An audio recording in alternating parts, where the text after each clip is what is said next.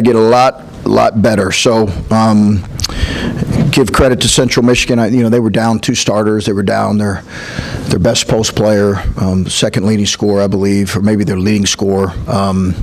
So give those guys credit for doing some things tonight in terms of their physicality, but obviously we had some really good leadership from some guys and some really good stretches of play, and then some other ones where we got to get better. On a night like tonight, how much are you coaching holding guys to a standard? Yeah, I thought that's where we were not at our best in the second half, Adam. We just weren't very good in some of those stretches with some of those lineups that were I just didn't think we were playing, honestly, the right way. So we just need to get better with that. Is some of that just a byproduct of you're up 30 with 12 minutes to go and just guys, I don't know, do you lose? It's natural to maybe lose focus in a moment like that. Is some of it just a byproduct of that? Yeah, it might be that. It might be some new guys that just are mixed in, or a combination that are still learning. Hey, this is kind of the expectation we have for how we want to play, and some of it was maybe a lack of focus. But I thought we also had a stretch after we had that happen where we had some 2 or 3 minutes of really good play. Devin checked in, 18-minute mark, I think. How much was that Scotty being out, and what did you like from Devin tonight? Scored 11 points. Yeah, I thought you guys automatically look at the points, which I get. I understand that. I always look at, is he doing what we need him to do in terms of rebounding? Is he guarding the ball on switches? Is he blocking out? Is he impacting? What's his details on scouting report? He's a gifted scorer, and I think he's going to be a very good scorer in college.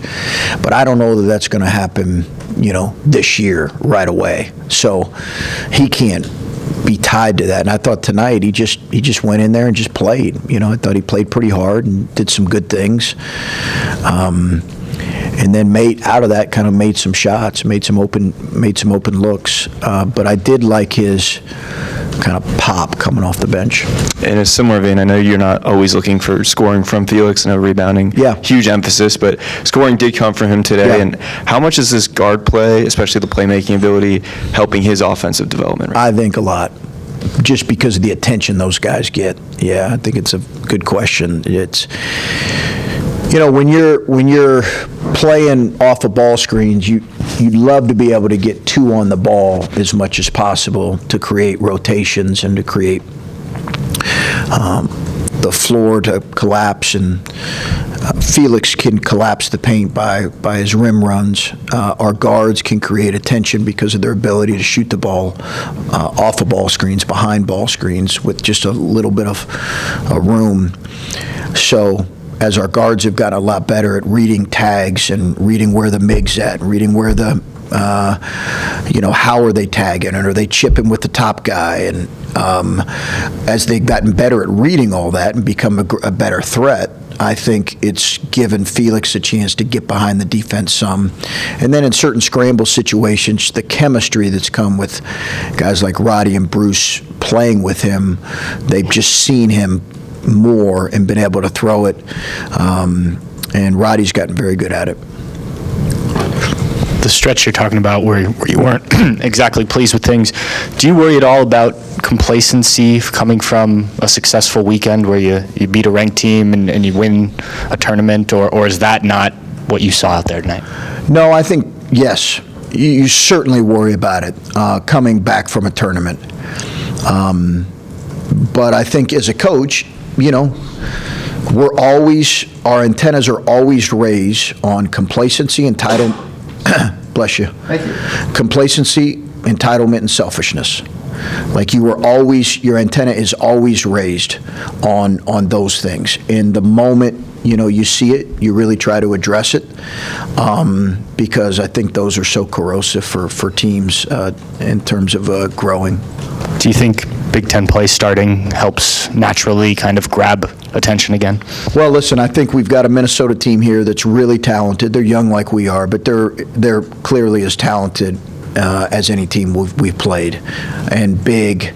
They're young, but they've they're really good, and they've got they've got an older guy in Garcia who's a potential first team all-league guy, and they've got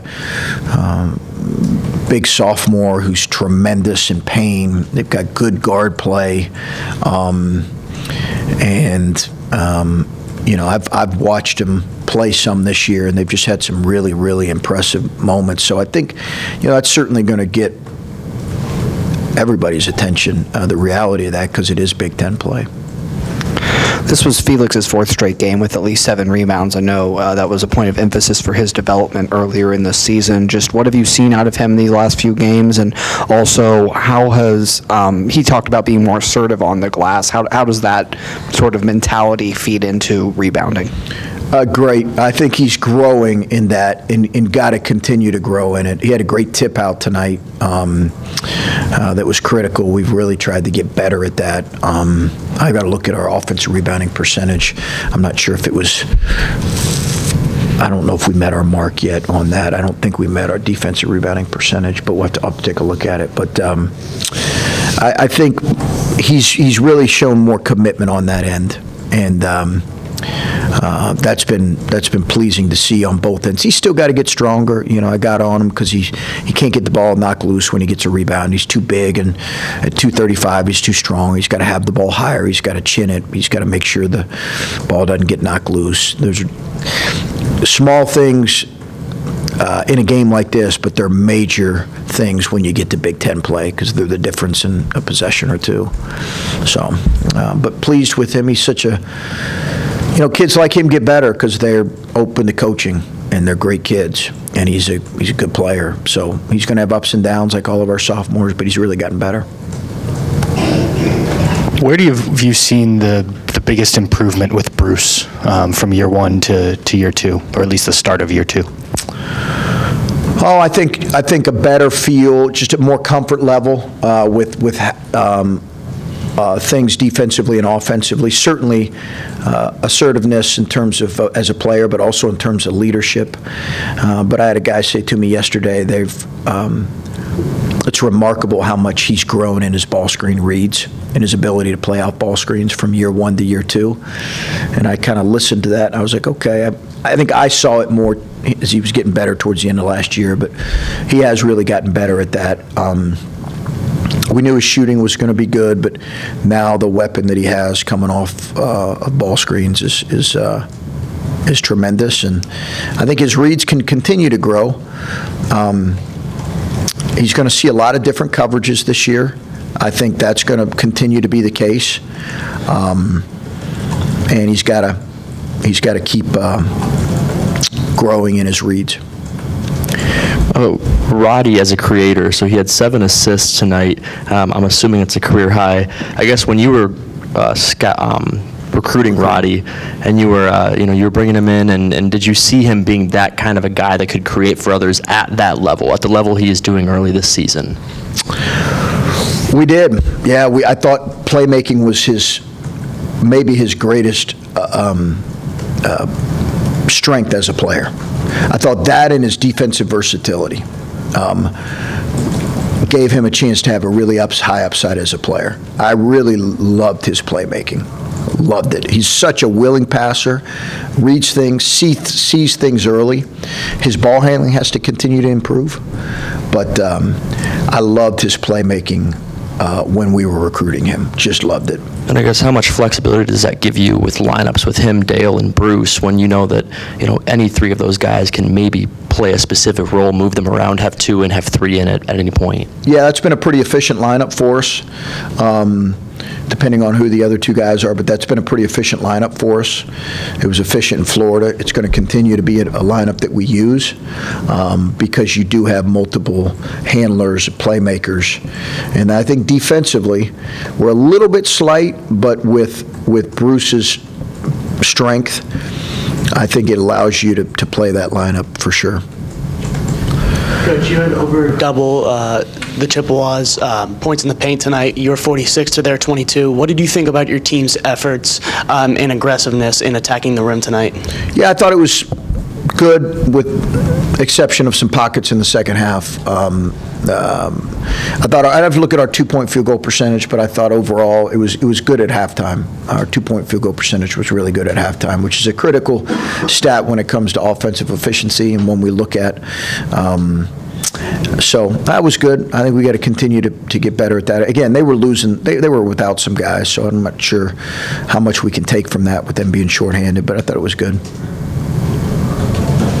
One more thing about Bruce. In the first half there, when, they actually took a lead on you for half a second, and then he had, I think, 7 straight, and then there was a few minutes later, he had another stretch where he scored 3 straight buckets for you. As you're continuing to learn about this team, his ability in a moment like that to assert himself as the guy, where is he in that development, and how crucial is that's a guy that in a moment like that can just say, all right, I know he did it in Florida too, hit some big shots when the game was maybe could swing one way or the other. Yeah, I mean, it's really how he practices. He practices with great attention to detail, great focus.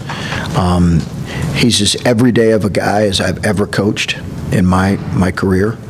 And I think that what that does is allow him to be a pretty consistent player.